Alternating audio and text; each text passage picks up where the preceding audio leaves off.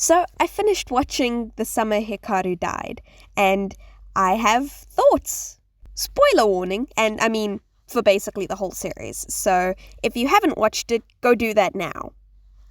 So if you have no clue about this anime, it's essentially a body-snatching story about two boys in a rural town of Japan. One boy ends up dying in the woods, and his body gets taken over by an eldritch fractal. And throughout the series, they try to figure out the surrounding mystery of the death, the being inside Hikaru, and the town's supernatural occurrences, with just a dash of very intense homoerotic subtext.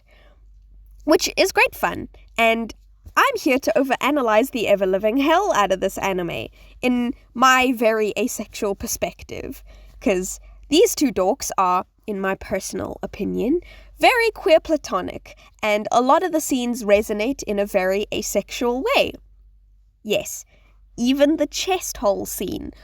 We'll get to that one. Now, what is a queer platonic relationship, and how could they possibly be that, you might be asking?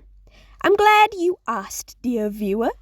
Queer platonic relationships are an undefined space of relationship between people that is expressly not confined to traditional friendship or romantic relationship roles.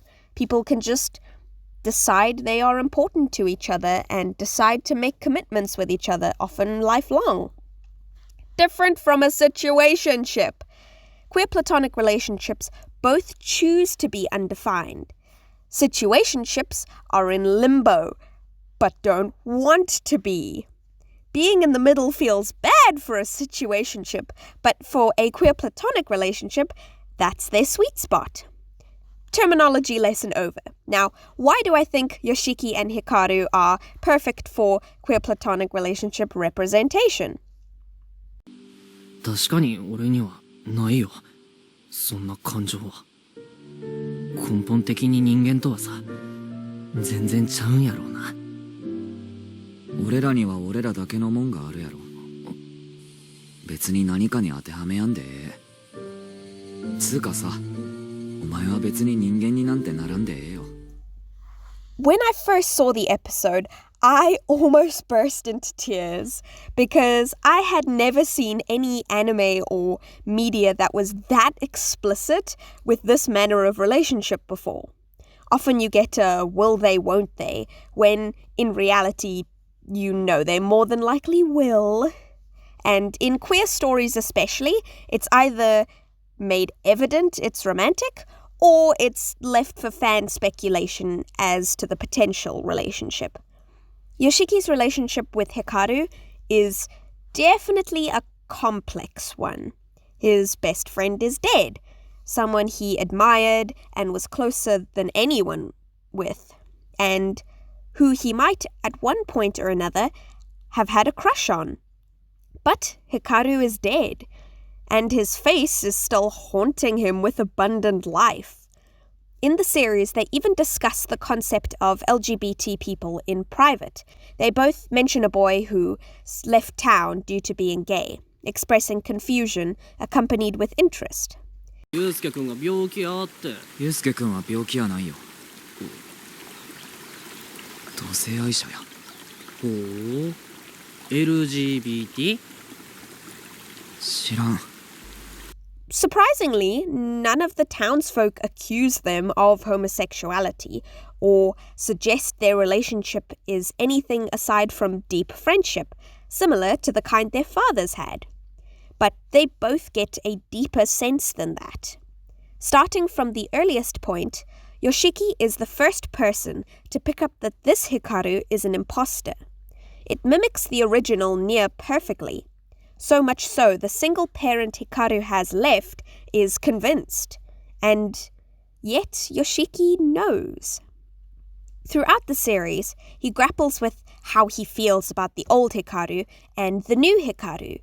But what shows through every time is his desperation to help him, to hold on to the one person who truly understands him. Now, the storage closet scene. Is it definitely intimate? Absolutely. The mangaka has even stated in an interview about how polarizing the scene is meant to be. To some, it's disgusting. To others, it's erotic. So, with the author expressing the multiple avenues the story can be perceived through, consider this. Yoshiki is invited to understand Hikaru as he is now, gently coaxed into his innermost flesh through the belly, arguably the most vulnerable area an animal could trust you with. Even if Hikaru is this deadly and powerful being, he lets Yoshiki in. Yoshiki is disgusted and simultaneously curious. A common thread line between experiencing the eldritch and the non-conforming experience of queer love. This scene can have undertones of homoeroticism, while also being about something else from a different perspective. And for many aspec people, being let in completely to somebody's trust like this is the pinnacle of companionship. The idea of mixing that the series provides with someone you love is equally as intimate as it is horrifying. That's what this series does so well. As an eldritch horror series, it balances between love and danger and disgust so finely. If you want to get painfully poetic about the whole thing, Hikaru further goes on to break a piece of his ribcage off in order to provide Yoshiki with a piece of himself, so his power is diminished and he can't kill anyone. Now, what part does he give him? The sternum. The piece of bone meant to safeguard the heart, and Yoshiki keeps it in his shirt pocket above his own heart. They are undeniably intertwined, but they never kiss. Hikaru grapples throughout the series with the fact he is not human. He tries, but so many pieces of himself keep jutting out that are distinctly not human. Many aspec people have an experience, either internally or externally, of facing the idea their ideal relationship is not normal, or even considered selfish for not including the staples of normality, heavy air quotes. Hikaru faces challenges in overcoming his lack of empathy and lack of understanding for humans.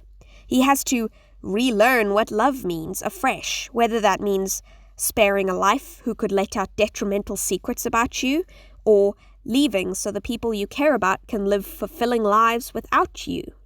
And Yoshiki states he wouldn't want him to be. In the few final episodes, it's cemented the fact Yoshiki enjoys the monsters more than the heroes in stories.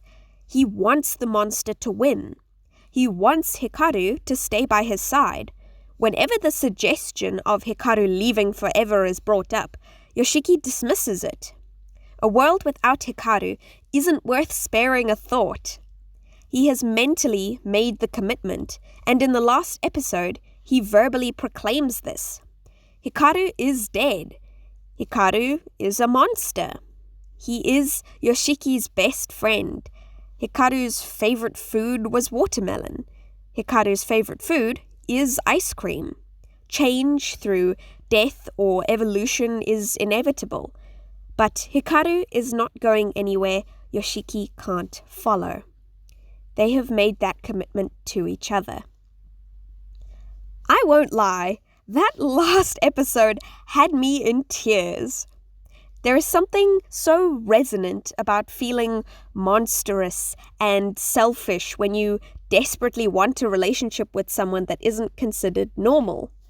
The story is layered in paradoxical emotion and learning to understand and cope with grief. But the most powerful statement it makes is that relationships don't have to look or be perfectly fitted to be impactful. Hikaru and Yoshiki's bond is forged in years and shared memories, pain, and trying to understand the new state of the world they've been thrust into together. Love, especially queer love, can have you thinking you are a monster, and someone else comes along to say, "I've always rooted for the monster. Let's go home." So there's my 2 cents on the series. It was great fun to watch, And you can leave your thoughts in the comments, or if you have any more anime recommendations in a similar vein, I would love to hear it. And thank you for watching.